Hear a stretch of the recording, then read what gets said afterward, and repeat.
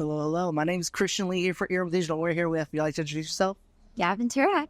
And Diva of the People. Yes, Diva of the People. How you doing today? I'm good. How are you?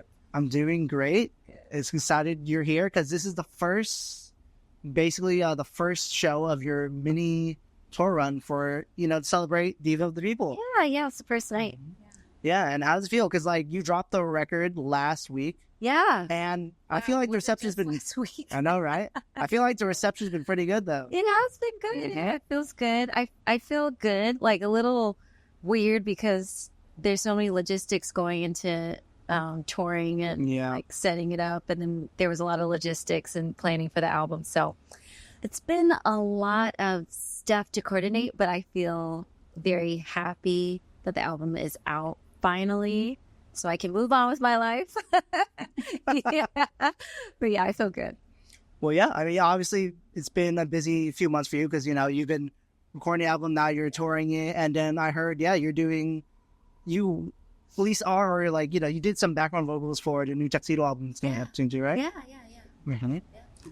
That's cool. And I remember, I think, I can't remember. Was it, I'm trying to remember when, maybe 2013, 2014, I saw you with Tuxedo for them. Yeah, a House of Blues. Actually not too far from there. That was a while ago. That was 2015? 2015? It's been so long. Yeah, I'm mixing up the years. Yeah. No, I opened up for Mayor Hawthorne. Oh, okay. Yes, that was maybe 2014. Oh, okay, yeah, so it was 2014. Yeah, okay. It was. Wow, that was a long... Yeah. You were at that show? Uh-huh. Whoa. I've been a big Mayor Hawthorne fan. Yeah. Wow. Yeah, that was 10 years ago. Mm-hmm. That's crazy. Because I saw Mayor Hawthorne. Oh, my God. Okay, I'm going a little bit down a rabbit hole. But yeah. I saw Mayor Hawthorne. Yeah. We have a county fair here. Yeah. And I saw him. He and Janelle Monáe, they were both opening up for Bruno Mars at the fair. Wow. Uh-huh. And then I Mayor Hawthorne. I'm like, wow, he's playing a show. I'll see him at the House of Blues. And then you were there. Yeah, I was first of three. It was me, then... oh my gosh. Do you remember the band? I'm blanking. I'm brain farting on the band. Honestly, I'm blanking too, but I did remember you. That's why we're talking about it now. Wow, that's so cool. Mm-hmm. Yeah. Oh, it's been a journey. And a lot of life has happened. And that was before I even had any music out. So it was a long time ago. That's really cool though. Mm-hmm. Yeah, I've been a big fan of your songs for a long time now. Some of my favorite songs were Whitney, 2 a.m., a lot of good ones. But I think this record is your best one yet. Really? No, yeah, it's so good. Oh, thank you. Mm-hmm. That makes me happy. Mm-hmm. IOU, Off the Wheel, Back on the Market. They're also good. And tell me, because you did do a visualizer for Back on the Market. You just dropped that a few days ago too. Yeah. And so what was your inspiration behind that though? Oh, it was, if you need to watch it, obviously, but it's a very, if you know, kind of basically Back on the Market. I had to just film myself at a market. And I was just shopping. Very on the nose. I went to Ralph's. I went to Trader Joe's. I went to Whole Foods because we got to go to Whole Foods. Mm-hmm.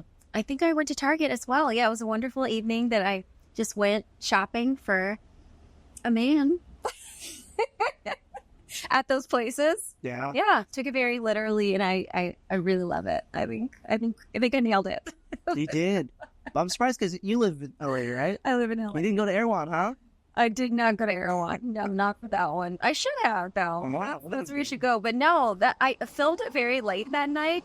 So I want to say I started around 8:30 p.m. I don't ask me why. I was just I got myself together, and that's when I did it. But I think I probably finished my last shot close to 11 o'clock. Wow. In Target. In West Hollywood. It was a great night. Yeah. I got really scrappy for these videos. Made do with not much. And you have a lot of charm though. Thank you. I had a lot of help. Back in the Market I did by myself, but for all the visualizers I had a lot of help and the music videos. And there's one more music video coming. So nice. But yeah. Mm-hmm. Because you obviously your music a lot of influenced by just disco funk and everything. Yeah.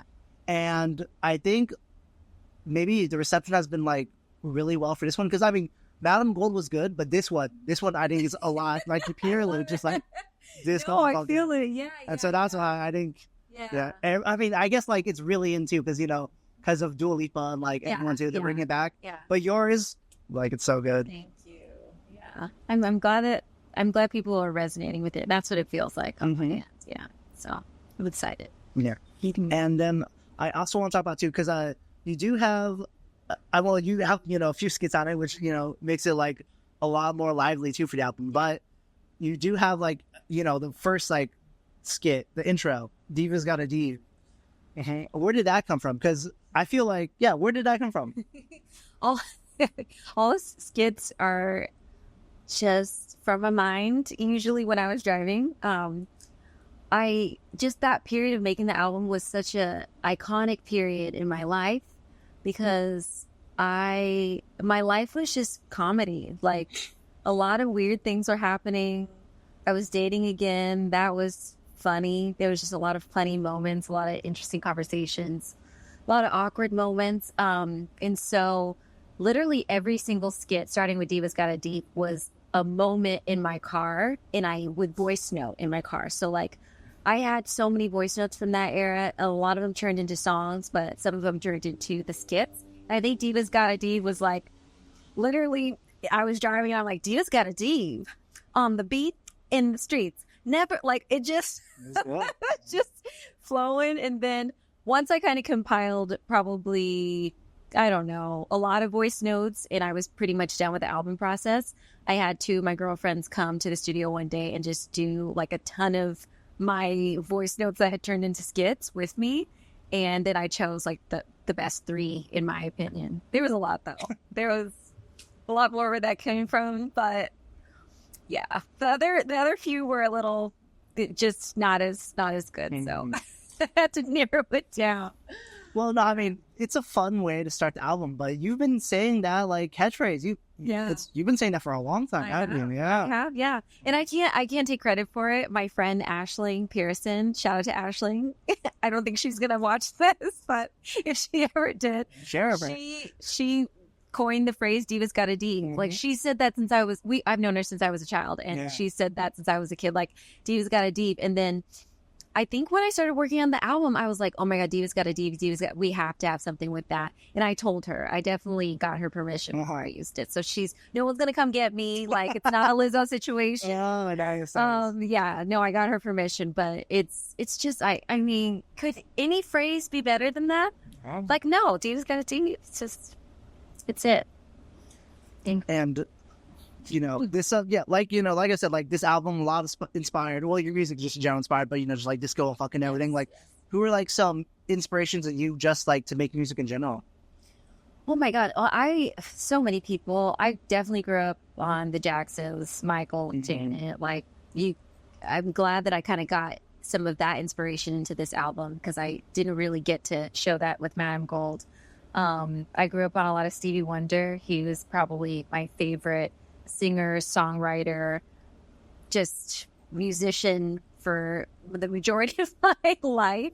And then, for this album, I really got to also explore the inspiration of Diana Ross. I think Heaven Knows was very much wanting to capture that world that her and Nile Rodgers created for some of her iconic songs. And Donna Summer, obviously. Even Robin, Roshan Murphy, Drew from both of them as well. But yeah, I would say all those iconic artists influenced me and influenced this era for sure. Yeah, that's cool. And we've been talking for a little bit now, and obviously, I think you might be an extrovert, right? You have good energy. I'm definitely an introvert extrovert. Really? Yeah. Oh, so you can just turn it on when you need to, huh? I turn it on when I need to, yeah. I think the pandemic made me an introvert at the same time because I was such an extrovert. And then when the pandemic happened and I was alone for so much of the time and it was so hard for me, I was like, I have to start, at least try to get comfortable being by myself. It was a long journey. It was not easy. But now that I got through the pandemic in LA alone, I'm like, I need alone time. I need to be by myself. And then, yeah, I turn it on when I need to. Yeah. Perfect. We'll see if you can turn it on now. Because, I really like your energy. I'm wondering, do you think we could be friends right here? Sure. Okay. Perfect. Well, the reason I asked is a thing I love to do for my friends is give them gifts. So I have one gift for you. Oh my God, that's really nice. Like, well, what is it? Donna's live and morning. I have this. Oh my God, I have this.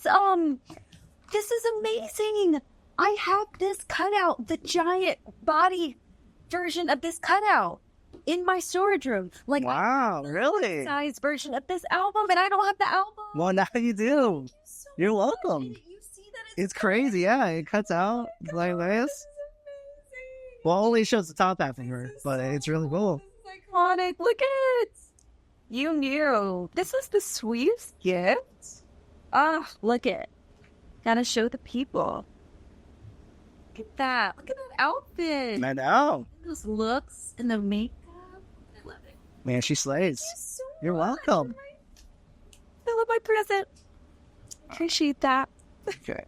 And now that we're friends and I buttered you up a little bit, I have a few more questions for you. Okay. I'm ready. Definitely buttered me up.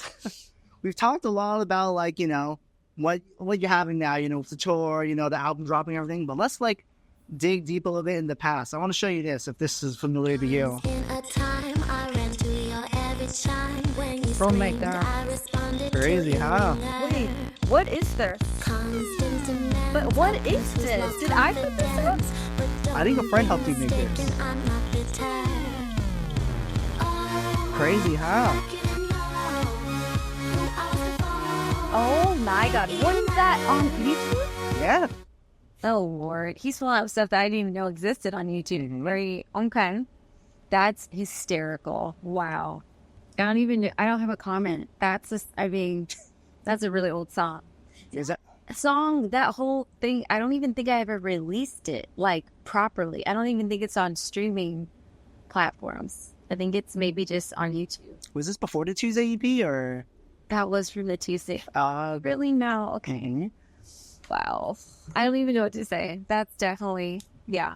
So for those of you who don't know, and now whoever's watching this is going to find it, I had an EP called Tuesday under Gavin, just Gavin. And it's very indie pop, indie rock inspired. Yeah, that was the first thing that I ever made. Wow. I mean, it was good, but it's good that it's even better you shifted it's involved, yeah. Yes, gotta start somewhere. You gotta start somewhere, yeah. Gotta start somewhere, yeah. And here's where I started. That was I mean, but the funny thing about that song, the production really irks me, to be honest. But the lyrics for that song, I'm very proud of. It's called Ring It, and I wrote it about an ex-boyfriend. And I thought it was so smart and witty at the time, ring your bell, he's a little anyways, it was a whole thing. I was very proud of myself, but damn, what a deep cut. Wow. You really pull out a deep cut. I'm impressed. Thank you. Well, thank you for taking time to do the interview. I've had a lot of fun. Thank you for having me. But before we turn off the camera though, because we are here to do the interview because you're here. And so I'm wondering, once this plane lands, is there anything else you'd like to say and if you'd like to plug for the interview? The rest of the time's all you, just you and the camera, I guess if you like to dance and if you want to feel good, you should definitely listen to the album Diva of the People. Mm-hmm. I made it I made it really to have an album that from beginning to end has very light energy. And my last album had a very heavy tone and energy around it. And I really wanted to commit to getting out of that season of my life. And as a celebration of moving on from that season of kind of darkness, I made Diva of the People. And I think it has the lightness that I want to bring into the world from here on out. So I would recommend that you stream it for your health and your wealth and your good skin.